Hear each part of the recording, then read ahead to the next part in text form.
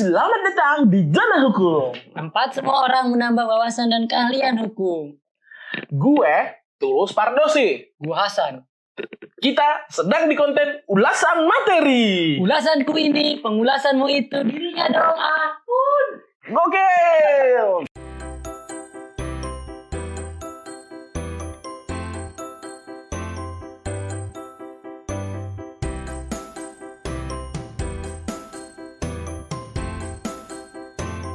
Nah, caranya gampang banget loh. Kalian cukup buka di bit.ly/kelas zona hukum. Setelah itu, kalian tinggal pilih deh kelas mana yang ingin dipelajari. Ada aparat penegak hukum, praktisi, hingga guru besar. Nah, setelah kalian melakukan pembayaran, bahan belajar berupa video materi, softcopy materi, dan e-sertifikat langsung dikirimkan ke email yang didaftarkan pada saat pembelian. Udah deh, tinggal dipelajari kapanpun ada waktu kosong dan dimanapun. Gimana? Gampang banget kan?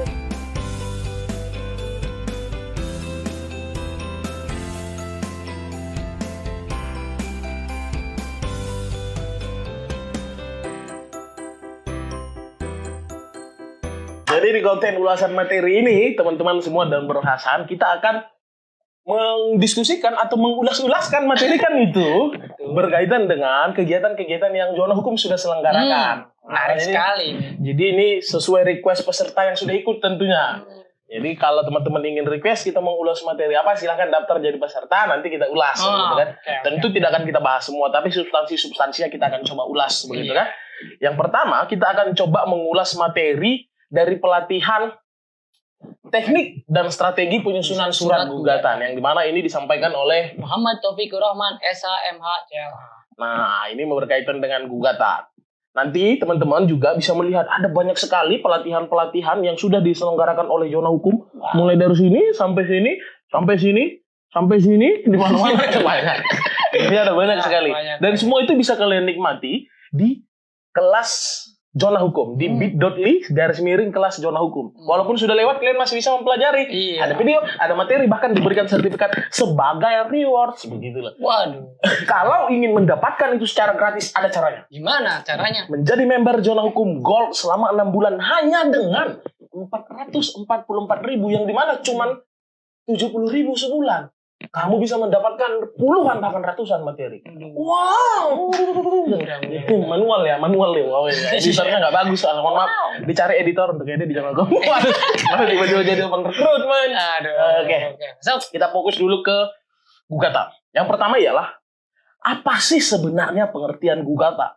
Karena Bro Hasan spesialis gugatan, silahkan pengertiannya. Jadi sebenarnya substansi dari gugatan itu adalah tuntutan hak yang diajukan oleh pihak yang merasa haknya dirugikan atau dilanggar melalui surat gugatan di pengadilan untuk dimintakan suatu putusan hakim.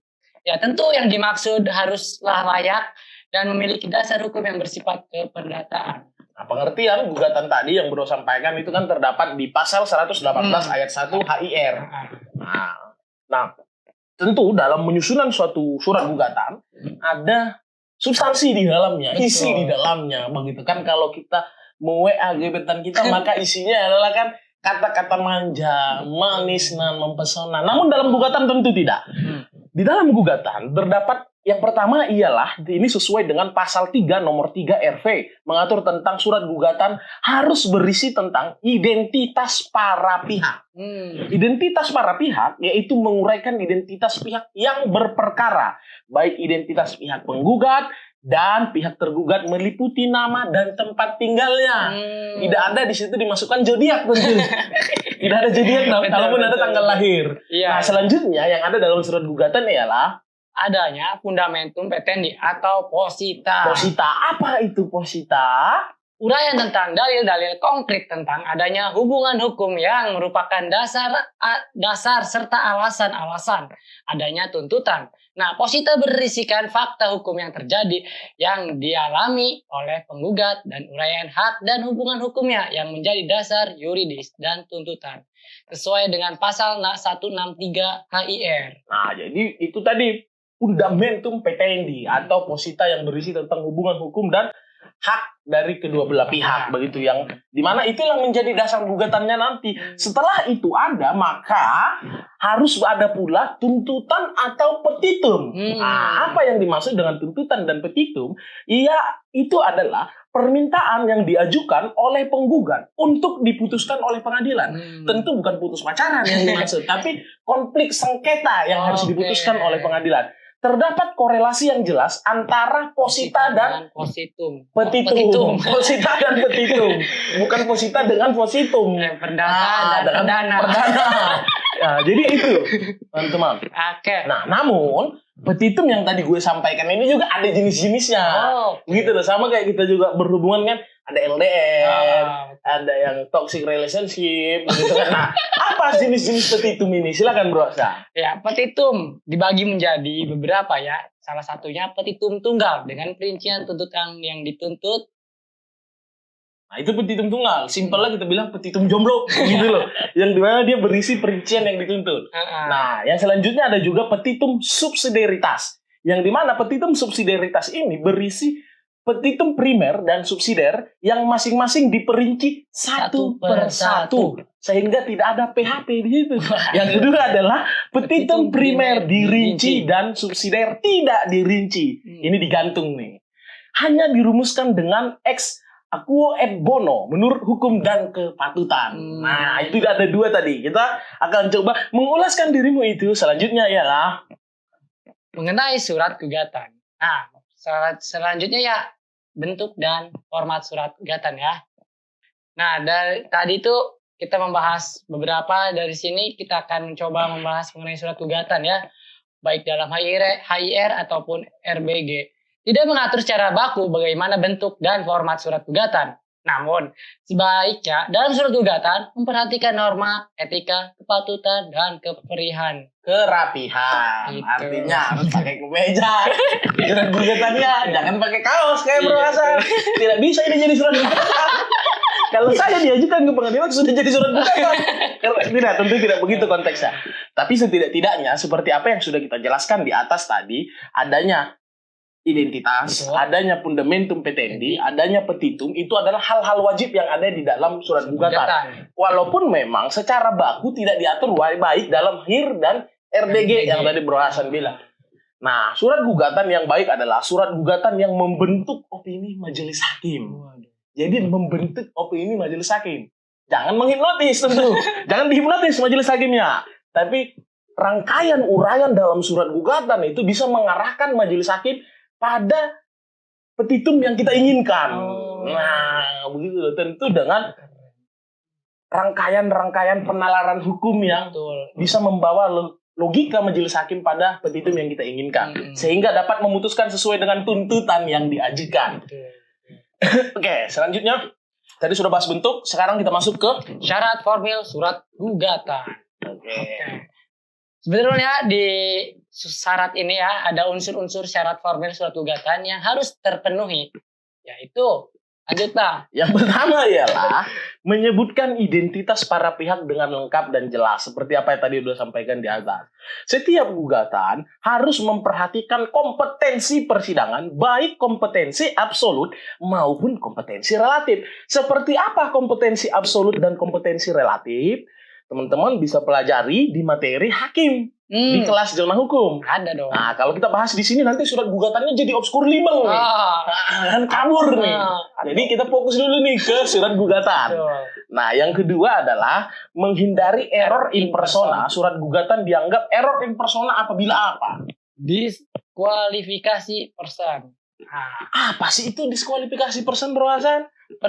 Person atau persona stand in judik. Aduh Bang, coba Bang aja dulu. Karena ini bahasa alien, saya coba karena saya sudah pernah ke Mars ya.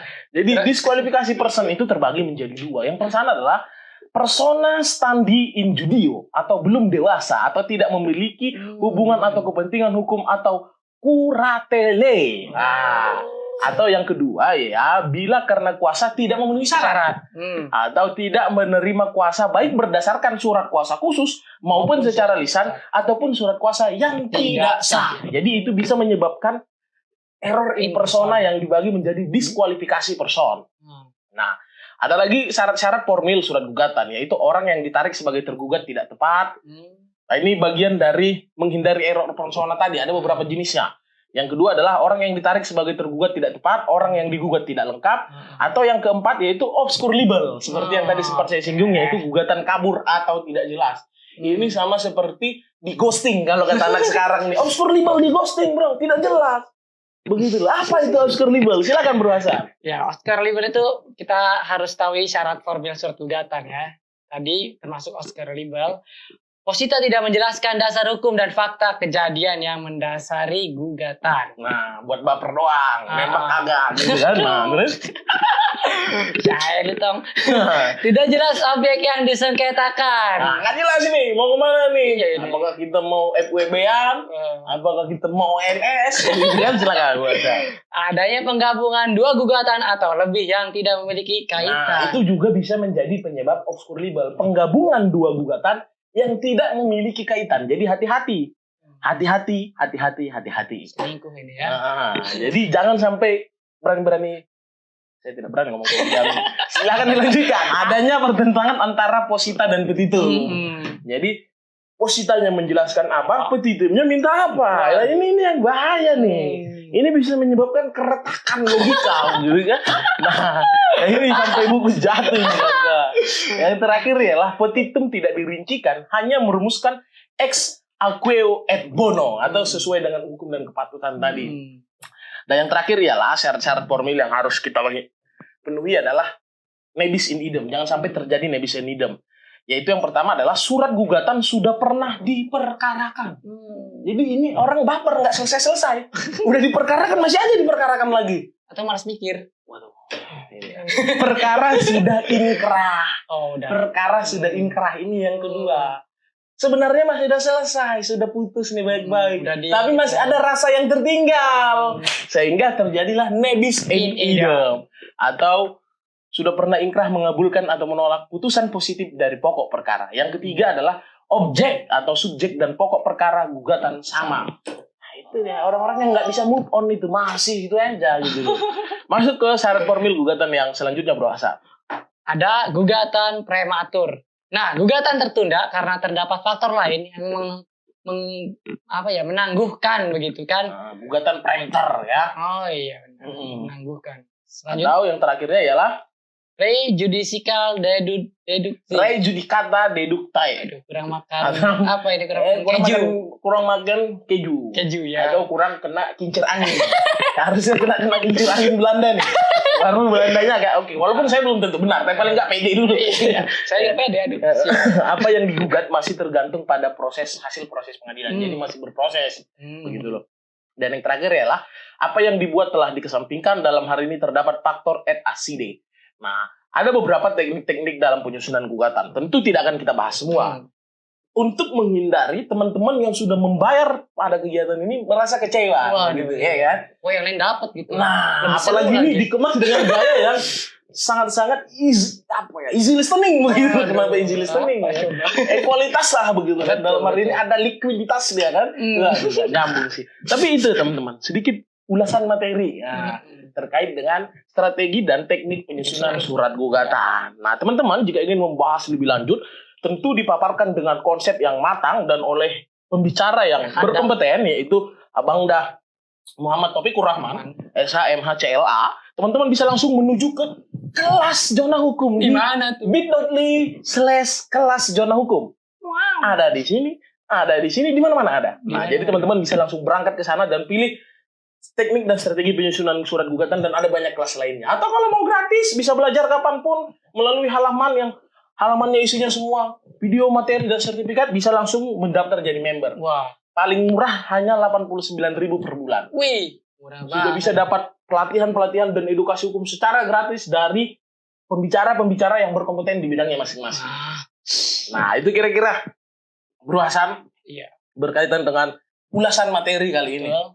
Jadi, teman-teman semua, saya pada kesempatan kali ini menyampaikan apa yang menjadi pemahaman kita. Kalau ada kesalahan kekurangan bisa sampaikan melalui komen di bawah. Begitu saja, saya mohon maaf apabila ada kekurangan. Saya juga. Dan hari ini teman-teman tidak ada lagi alasan untuk tidak mengerti hukum. Karena zona hukum kini hadir di genggamanmu. Nah, terima kasih kawan-kawan yang telah menyaksikan video ini hingga akhir.